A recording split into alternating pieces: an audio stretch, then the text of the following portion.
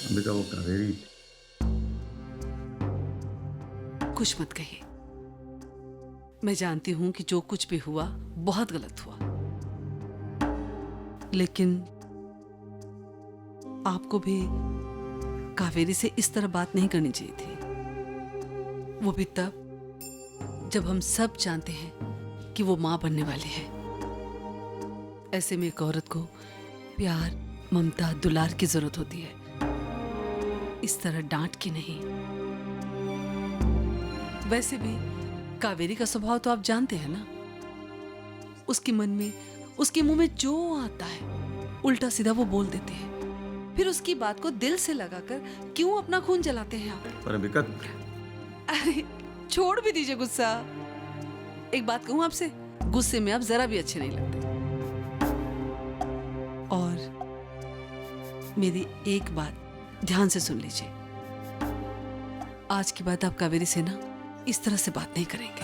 अंबिका, आप मेरी इतनी सी बात नहीं मान सकते क्या? ठीक है अंबिका, आज से मैं कावेरी से कुछ नहीं कहूँगा, और जो कुछ आज हुआ उसके लिए उससे माफी भी मांग लूंगा बस। इसकी जरूरत नहीं है। मैं कावेरी से बात कर लूंगी।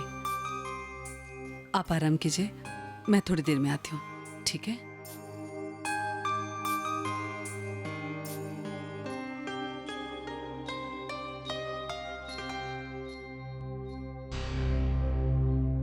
देखो बेटा, अपने पापा जी को गलत मत समझना। बात दरअसल ये बेटा कि कोई मुझसे ऊंची आवाज में बात करे ना तो वो तुम्हारे पापा जी बर्दाश्त नहीं कर पाते। उनकी तरफ से मैं तुमसे माफी मांगती हूँ। काश मम्मी जी आप जैसा पति सबको मिले, जो अपनी पत्नी के लिए अपनी बहू की बेइज्जती करने से भी पीछे नहीं हटते। बहुत कम होते हैं ऐसे पति पत्नी के रिश्ते। कावेरी बेटा, मेरी बात का ये मतलब नहीं था।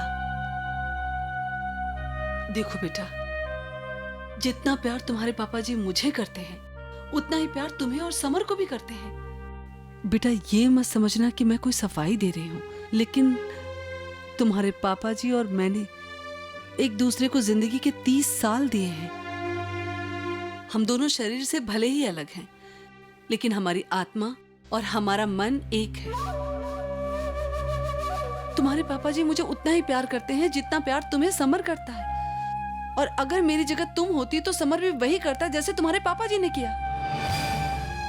इसलिए तुमसे कहती हूं बेटा, अपने पापा जी की बातों को दिल से मत लगाना और भूल जाना उन बातों को।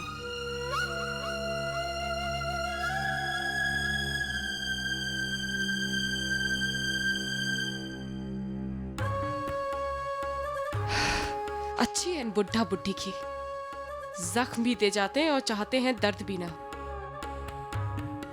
मम्मी जी, कावेरी किसी का उधार नहीं रखती, फिर चाहे वो पैसे हो या बेइज्जती।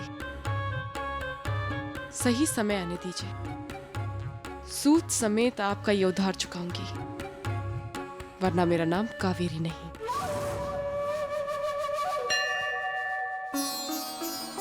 हे माँ, ऐसा क्यों कर रही है तू मेरी श्यामा के साथ? तुझसे तो कुछ नहीं छुपा। तुम तो जानती होगी उस नीच इंसान को जिसने मेरी श्यामा की जिंदगी बर्बाद कर दी। कौन है वो भगवती?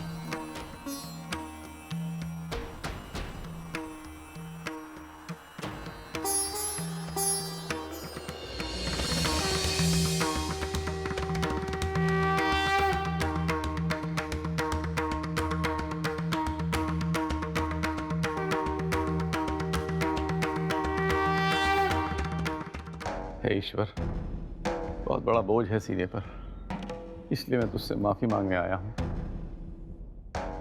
मुझे उस पर इस तरह से चिल्लाना नहीं चाहिए था, और वो भी उस समय जब उसके पेट में हमारे खानदान का चिराग पल रहा है। मुझे क्षमा करना भगवान।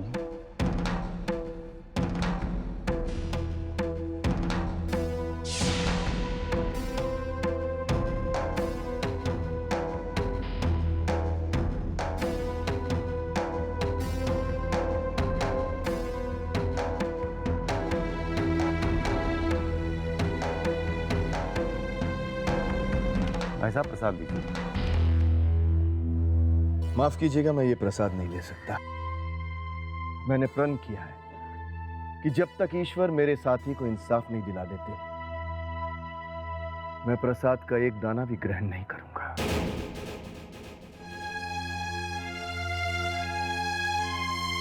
माफ कीजिएगा, क्या हुआ था आपके साथी को? वो माना कि हम लोग एक दूसरे के लिए अजनबी हैं, लेकिन ईश्वर के द्वार में कौन अपना पराया होता है? मुझे बताइए भाई साहब, फिर मैं भी उसको इंसाफ दिलाने के लिए भगवान से प्रार्थना करूंगा। बहुत नाइंसाफी हुई है उसके साथ। एक कमीने इंसान ने उसे अपने प्यार के जाल में फंसा।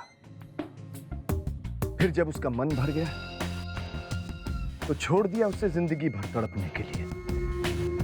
आज वो बेचारी अपनी सुध बुध खोकर एक असाइलम में पड़ी है। काश कि वो इंसान मुझे एक बार मिल जाए। मैं उसको उसके किए की ऐसी सजा दूंगा कि उसकी रूह कांप उठेगी। आपके साथी के बारे में सुनकर दुख हुआ। आपकी तकलीफ भी समझ सकता हूं मैं। जिस इंसान ने उसके साथ इतना बड़ा धोखा किया है, भगवान उसे कभी माफ नहीं करेगा।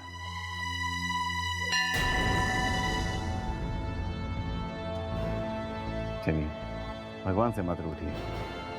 वो कभी किसी के साथ अन्याय नहीं होने देते। मेरा विश्वास है आपके साथी के साथ भी न्याय जरूर।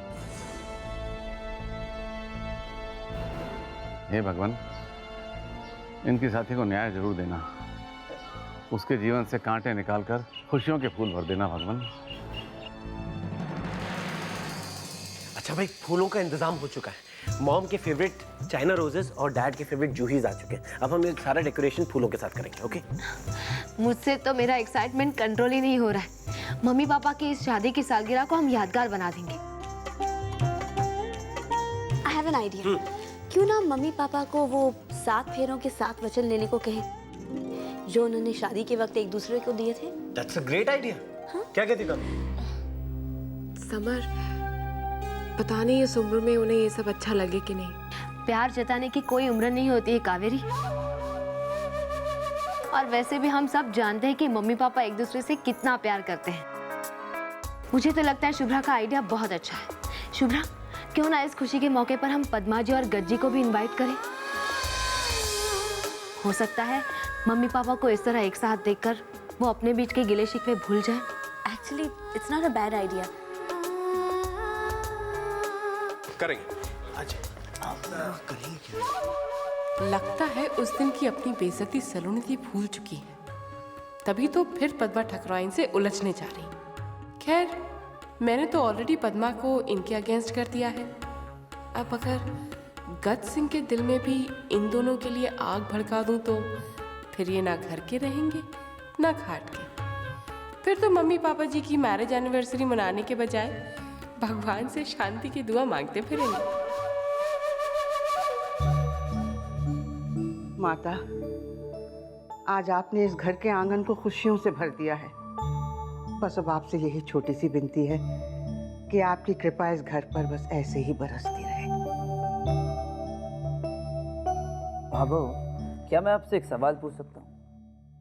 आप क्यों इनके आगे हाथ जोड़कर खड़ी रहती हैं? मुझे तो जरा भी फेथ नहीं है इनमें, बल्कि मुझे तो डाउट होता है कि ये हैं भी या नहीं। और अगर ये हैं भी तो भी मुझे ऐसा लगता है कि ये सब कुछ भूल भुलाकर कहीं मस्त होकर सो रहे हैं, क्योंकि किसी के मांगने या ना मांगने की कोई फिक्र नहीं है इन्हें।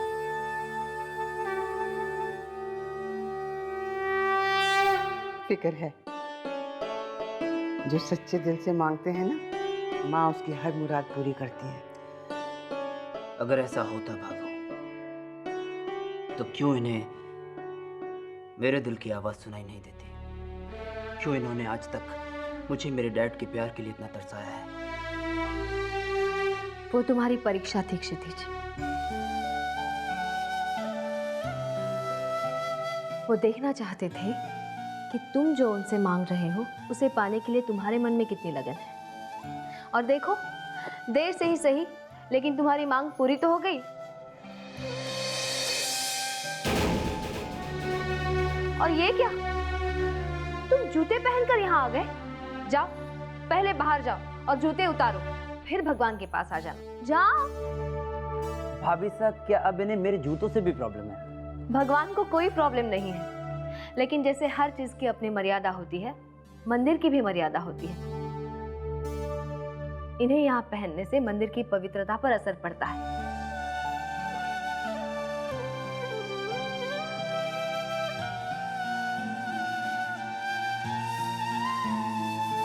भाभी साहब, मैंने जूते उतार दिया तो ठीक है? That's like a good boy. You know something भाभी साहब, जब मैं यूएस में था तो मुझे मेरी गलतियों पर डांटने वाला कोई नहीं था। शायद इसीलिए मुझे आज तक अपनी गलतियों का एहसास नहीं हुआ। थैंक यू सो मच भाभी साहब कि आपने मुझे मेरी गलतियों का एहसास दिलाया और फैमिली की इम्पोर्टेंस समझाई। मैं आपका कैसे शुक्रिया अदा करूं मैं नहीं जानता। क्षितिज, मुझे तुमसे थैंक्स नहीं, बल्कि एक प्रॉमिस चाहिए। प्रॉमिस? हुक्म कीजिए। ऐसे नहीं, तुम्हें प्रॉमिस करना होगा कि जो मैं कहूंगी तुम मानोगे। ठीक है भाभी साहब, ये एक राजपूत का वादा है। कहिए क्या बात है? ओके, तो मैं चाहती हूँ कि तुम ड्रिंक करना छोड़ दो। नहीं भाभी साहब, दिस इज नॉट पॉसिबल। मैं ड्रिंक करना कैसे छोड़ सकता हूँ? क्षितिज, तुम अपने वचन से फिर रहे हो। और कैसे राजपूत हो तुम? राजपूत तो वचन निभाने के लिए अपनी जान भी दे देते हैं, और तुम हो कि एक शराब नहीं छोड़ सकते। और तुमने मेरे सर की कसम खाई है, अगर तुम अपना प्रॉमिस तोड़ दोगे तो मुझे खो बैठोगे। अब देखना यह है कि तुम अपनी भाभी साहब से ज्यादा प्यार करते हो या फिर शराब से। भाभी, this is cheating, this is not done. आप मुझे इमोशनली ब्लैकमेल कर रही हैं। ये मैं कुछ नहीं जानती, तुमने एक कसम खाई है मतलब खाई है।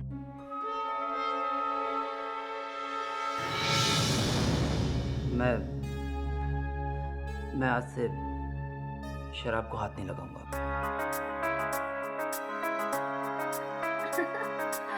Good boy. But this is wrong भाभी साहब।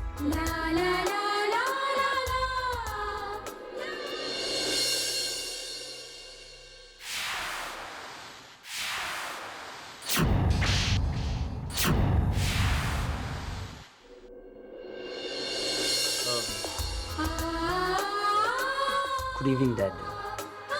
अब आपकी तबीयत कैसी है? आई एम फाइन बेटा।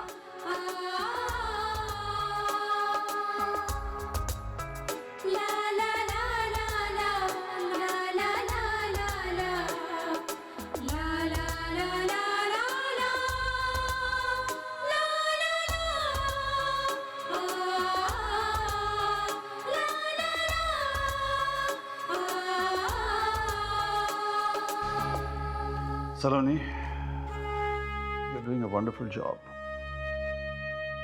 Thank you very much, very much. तुम्हारी वजह से हमें अपना बेटा वापस मिल गया।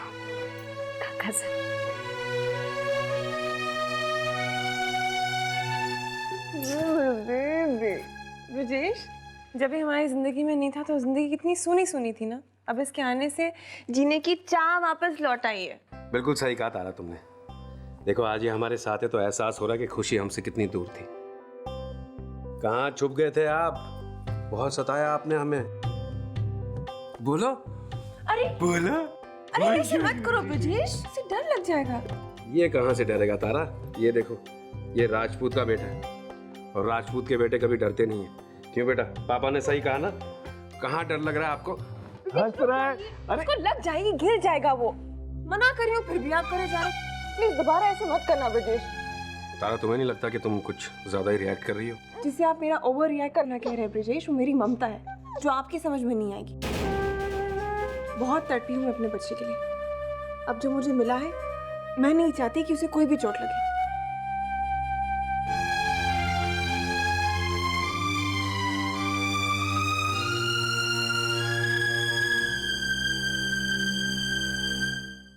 खम्मा गनी।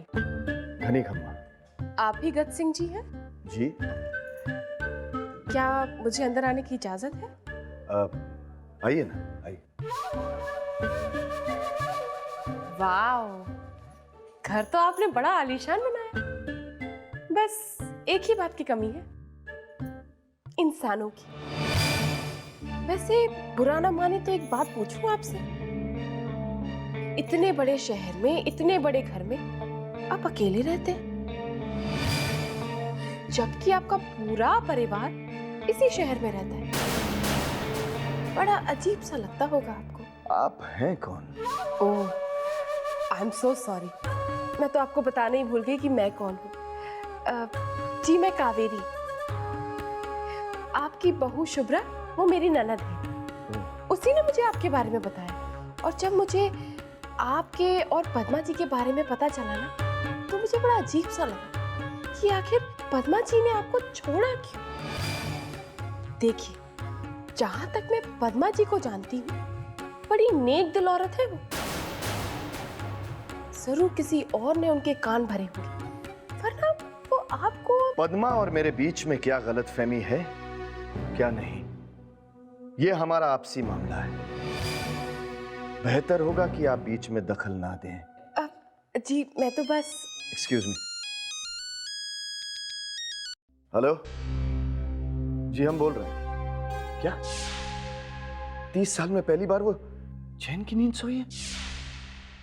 हम फौरन वहां आते हैं। देखिए, मुझे अर्जेंटली कहीं जाना पड़ रहा है, आप बैठिए ना, चाय पीजिए। मनसुख जी सरकार। इन्हें चाय कॉफी पिलाकर ही भेजिएगा। Excuse me. बातों से तो लग रहा था किसी औरत का चक्कर है। लगता है कहानी में ट्विस्ट आने वाला है।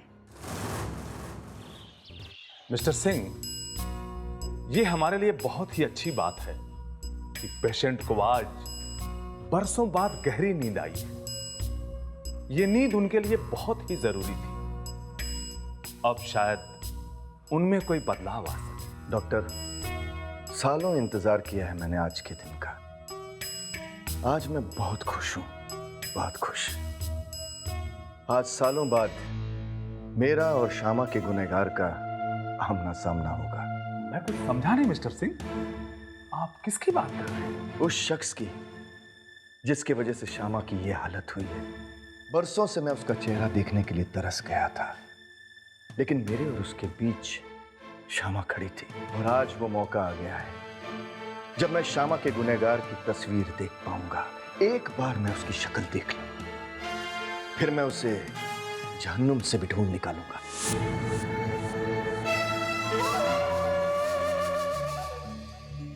सुनिए, वो जो कल आपके साथ आए थे, उनका ये बटुआ गिर गया था। एक सज्जन व्यक्ति को मिला, उन्होंने मुझे दिया, मैं आपको दे रहा हूँ। ये उन्हें वापस लौटा दीजिएगा। तो पंडित जी, मैं उन्हें नहीं जानता। ठीक है, कोई बात नहीं, मैं खुद लौटा दूंगा। कौन है? किनकी बात कर रही है? था कोई मुसीबत का मारा, उसकी साथी को किसी ने अपने प्यार के जाल में फंसाकर इस्तेमाल किया और फिर मरने के लिए छोड़ दिया। बड़ी बुरी कंडीशन में आज वो। भगवान करे उसे कभी चैन न मिले, उसे अपने पापों की ऐसी सजा मिले कि जिंदगी भर तड़पता रहे।